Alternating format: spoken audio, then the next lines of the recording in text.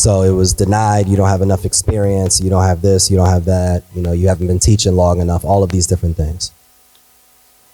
The following month, me and two other ladies, I was like, look, if they're not gonna give me a platform, we're gonna create it.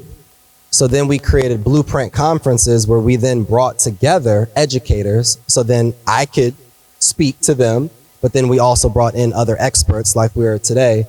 Within 11 days, we sold out the event and we got the venue at the Wells Fargo Center in Charlotte completely for free. And I say that because a lot of times, to your first point where you didn't have a space to share it, if we don't have the space, we have to create the space. Like there wasn't a publishing company that focused on educators in Charlotte, especially black educators. So I'm like, well, I'm gonna create it. I've written books, I've done this, I've done that. I've been in the school system, so why not me create it and then leverage my entrepreneurial contacts to then grow the business?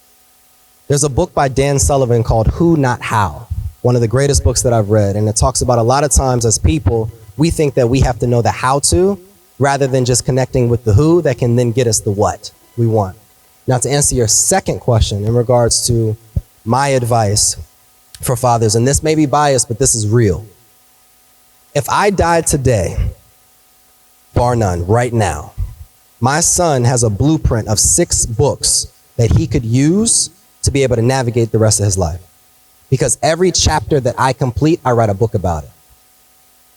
So my first 3 books that I wrote was how to navigate high school as a first-generation high school student going to college and how to get opportunities and internships and all of those different things. The second book was how to navigate college.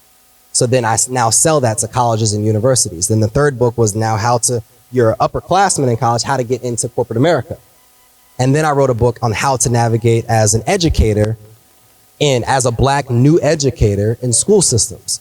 So I write, when I complete a chapter and I've mastered it, I write about it so that that is a blueprint for him.